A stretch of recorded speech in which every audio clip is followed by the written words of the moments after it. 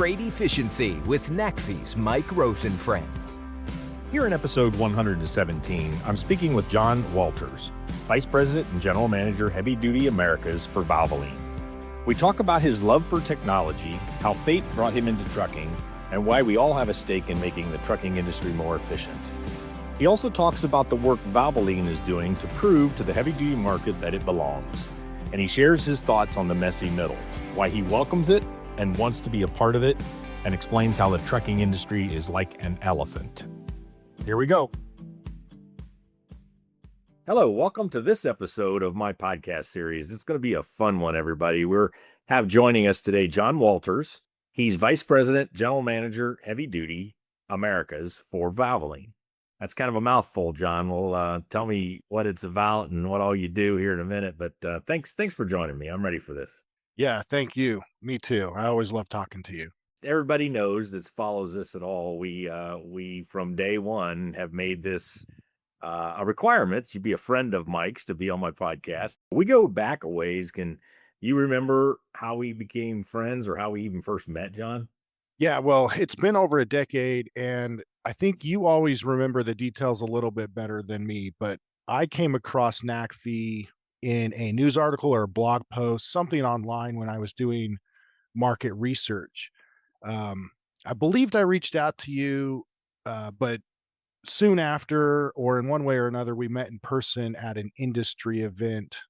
Maybe a CCJ event or, it was a gathering. You walked up to me and said, "Hey, I've seen some of your stuff." And this was pretty early in the NACFE days. I mean, on my side, I knew pretty much immediately that I wanted to support and connect with you and with NACFE as much as possible. So that started what would become, a great relationship between our two organizations and between us personally for, like I said, over a decade now. Take us back to that point before we worked together and got moving. What was it that you knew about either me or NACFE that had you feeling that way? I personally, and in whatever job I'm in, I always love technology, like the latest and the greatest. And I believe I was looking for in that time I was in a marketing role. I think I was just looking for something that could kind of spice up our message or help us kind of have some sort of like link to new technology or the forefront of something. And That would have been the early days of NACFE. I'm going to say that was like 2012 or 13. We were 3 or 4 years old, and we were working hard back then on our credibility in the marketplace. And so I think, our ability to help companies like yours to, tell your story in a different way with somebody who is pretty credible about what they do. They're not willing to say, or they're not shy. We've never been shy to say, "Hey, there's some problems with this technology. It's got these benefits." And maybe for the most part, what we've studied, the benefits have outweighed the challenges, but we wanted to be, or consequences or risks or whatever, but we wanted to show and talk about those. And I think a lot of companies avoid, particularly on the supply side. So people who are supplying parts and pieces and building trucks, they tend to want to just keep the challenges and consequences a little at bay or quieter in the conversations. And we gave really, not only we were doing that to some extent, but also gave companies like yours an avenue to be more able to talk about the challenges because they exist. It's not that they don't exist. So tell us about John Walters a little bit, and I'd like to get to know you a little more. I joined the Marine Corps right out of high school. And so I was in the Marines for a total of about 8 years. And I got deployed a couple of times.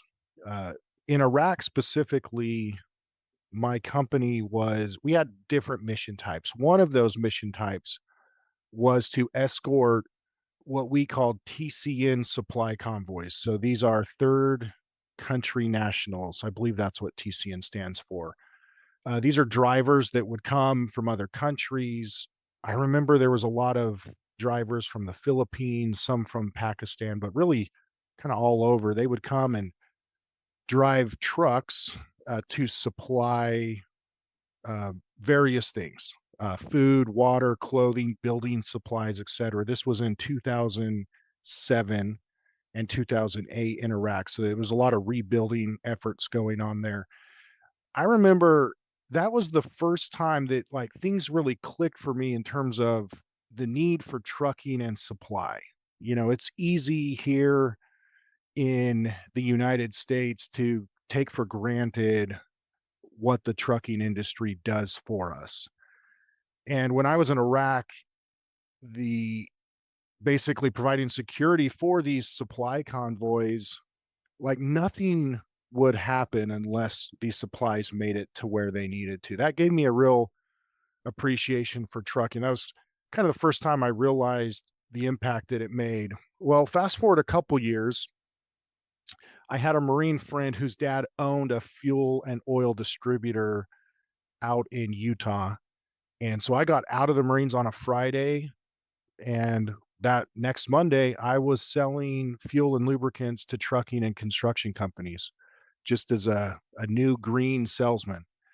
Um, so again, I kind of dove back into that world, and I've always been interested in technology. So doing things better, making a meaningful contribution in whatever world I'm a part of.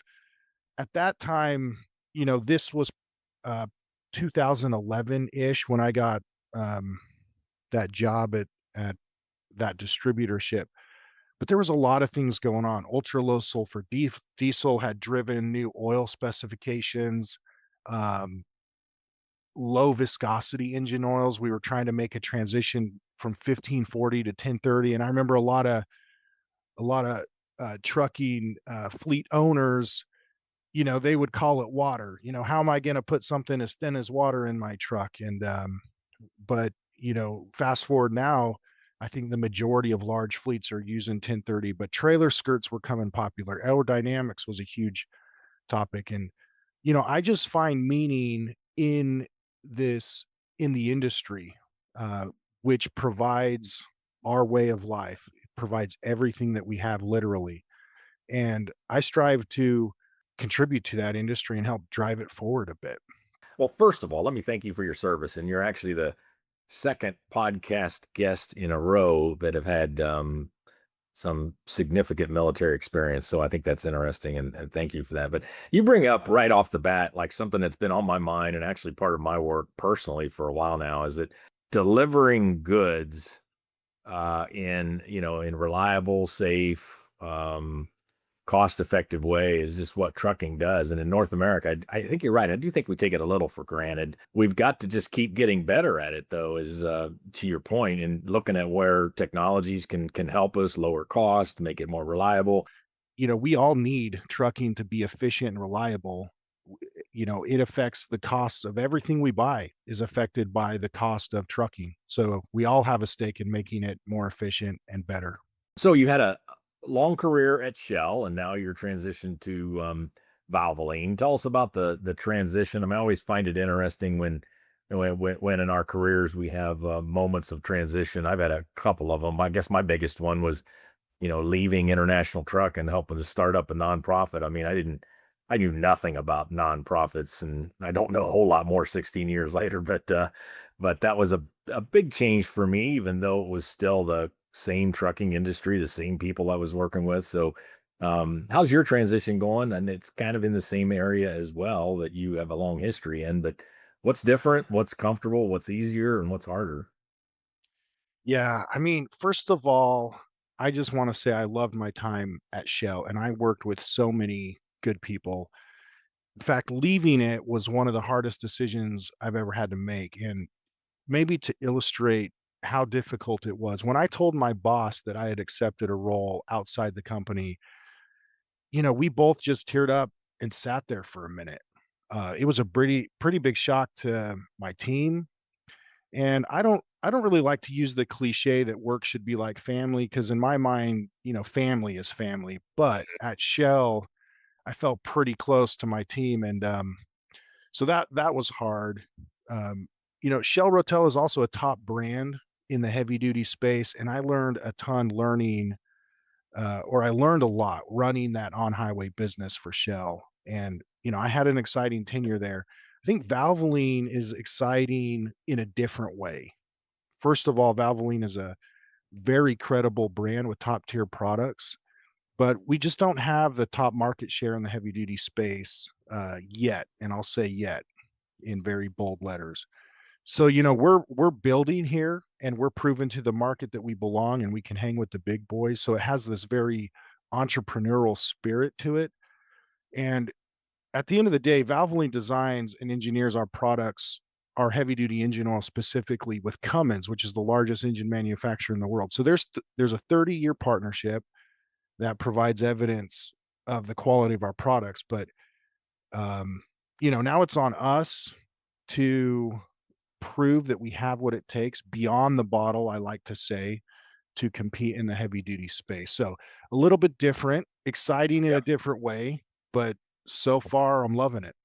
The generation before us said, "Hey, you guys go get a job with a good big company, get your head down, do good work, stay there for 30 years, get a pension, and leave." And that was sort of the attitude that our parents gave my generation. Now that sort of existed, and many of us stayed with companies a long time. But now, a couple generations later, that are starting their jobs in their 20s, I'm in my 60s.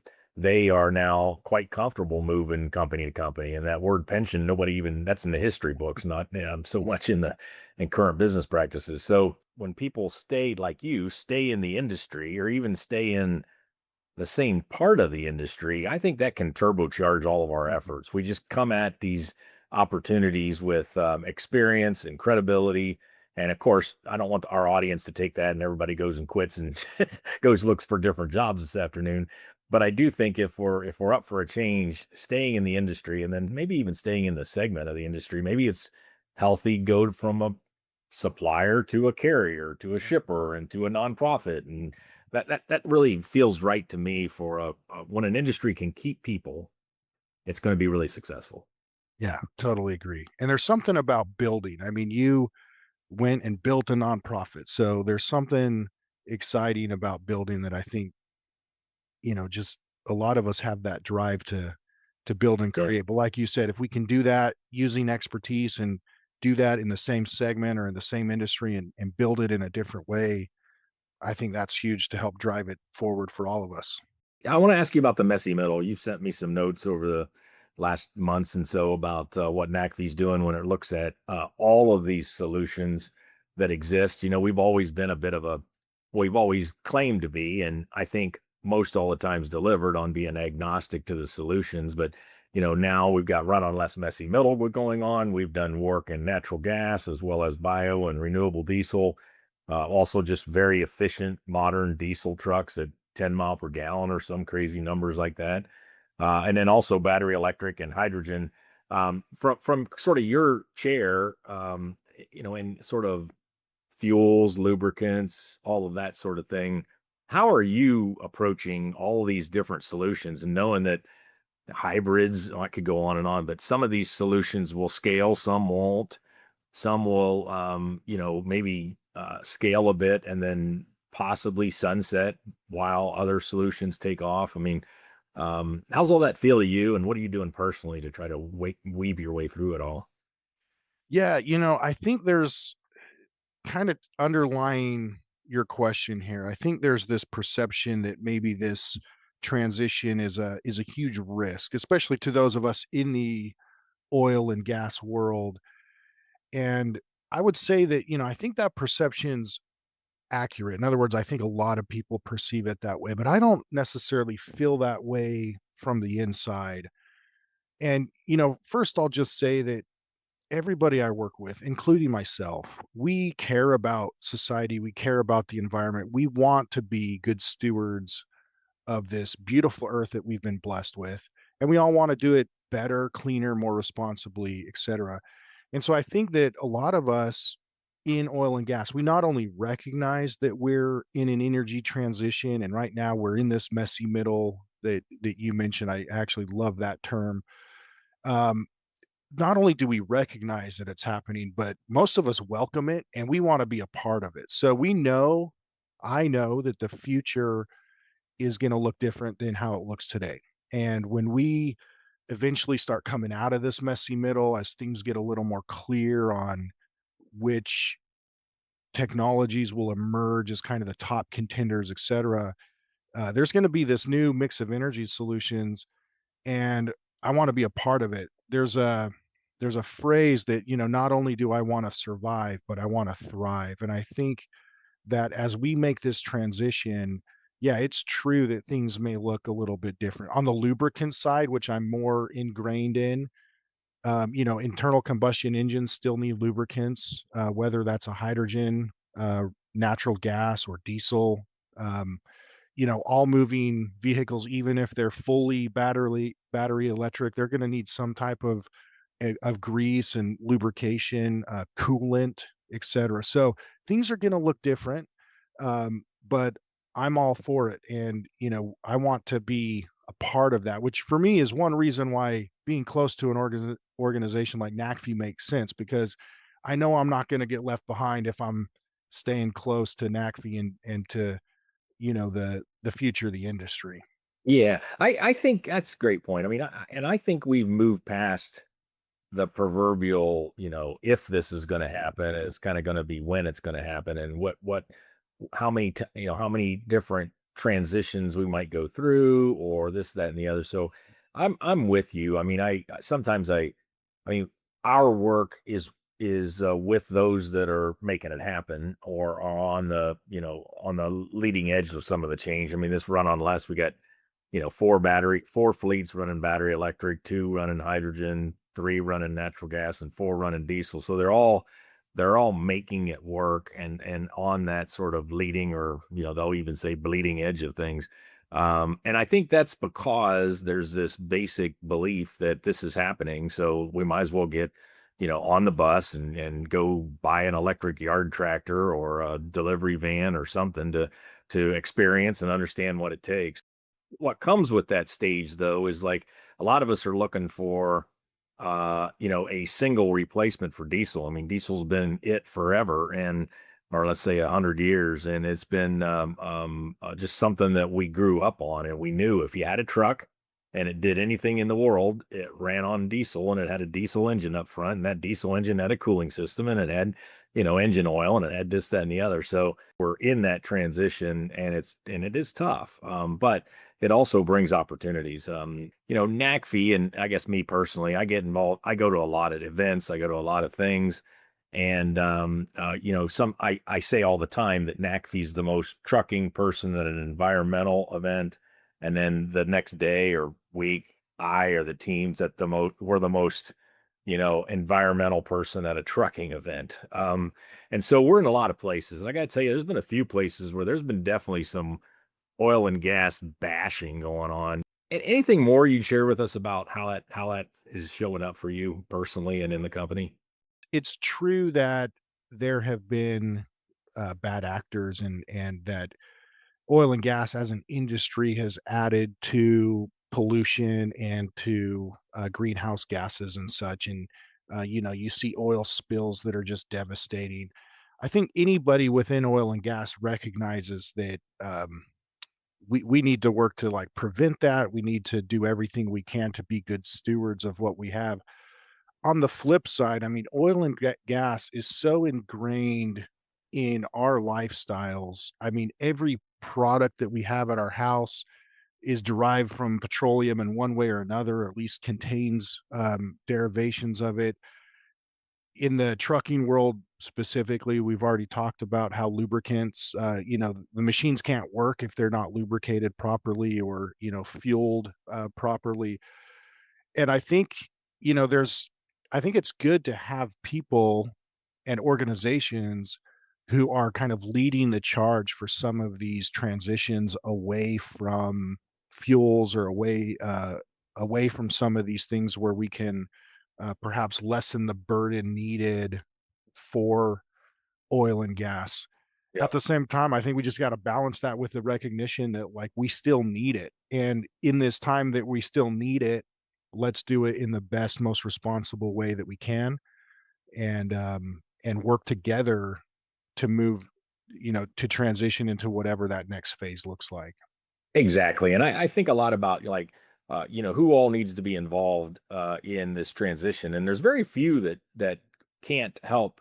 there's very few entities, very few companies, very few that won't be part of this transition or can't be part of it in one way, shape, or form. So it's more inclusionary than it is Mhm. anything else. And trucking's complex. I mean, we've got everything from simple little delivery vans all the way up to snow plows and concrete mixers, garbage trucks, long haul freight trucks. I mean, it just goes on and on how complex and challenging the market is. So those organizations that have learned how to operate and be successful within it, and as they may, in some cases, even yourself and others, need to develop different products. Sometimes I get into meetings and there's just a real misunderstanding of the industry. So those who have been in it, understand it, know how fleets make decisions, what's important to the fleets.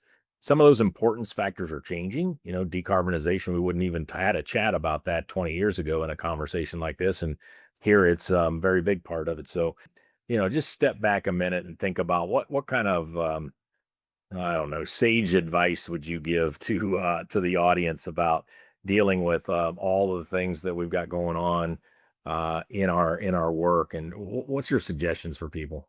The way that I kind of think about this, it reminds me of a proverb. I don't know. Have you ever heard of the proverb of the blind man and the elephant? It's an old Indian proverb. I don't know. I don't know. Yeah. So If it this was, is, yeah. So essentially, an elephant comes to town. It's never been seen before in this particular town, and a group of blind men approach it. And one touches its trunk, and he describes the creature as snake like. And another man grabs its ear and says, "Oh, this is some sort of a fan." And another touches its leg and says, "Actually, this is more like a tree with a large trunk," and so on. And I kind of think about it like our industry is so big, it's like that elephant. It's almost impossible for any one of us to grasp the full elephant. Um, caveat to that, perhaps NACFE and other organizations are in unique positions to maybe see the whole elephant and help us put it all together. But most of us touch different parts of the elephant. For example, I happen to be more zoomed in on the maintenance and performance side of the industry. So, I guess if anything, my advice is whatever piece of the elephant we touch, let's just make it better. Let's innovate. Let's do it together because whatever advancements we make in our little section of the industry that we touch, it yeah, directly affects our country, our way of life, our lifestyles, our food, clothing, houses, literally everything. So I guess just, try not to get disconnected too much. If we can understand how our day-to-day affects the bigger picture, then let's just dig in and wherever we touch, let's make it better. good advice. We'll take that advice today. Ending on a proverb of some kind of nature is an excellent way to end this, John. Hey, thanks for being a friend. Thanks for joining me. Great advice. Good luck in what you're doing, and we'll talk again soon. Yeah, thank you, Mike. We'll talk soon. Freight Efficiency with NACFE's Mike Roth and Friends.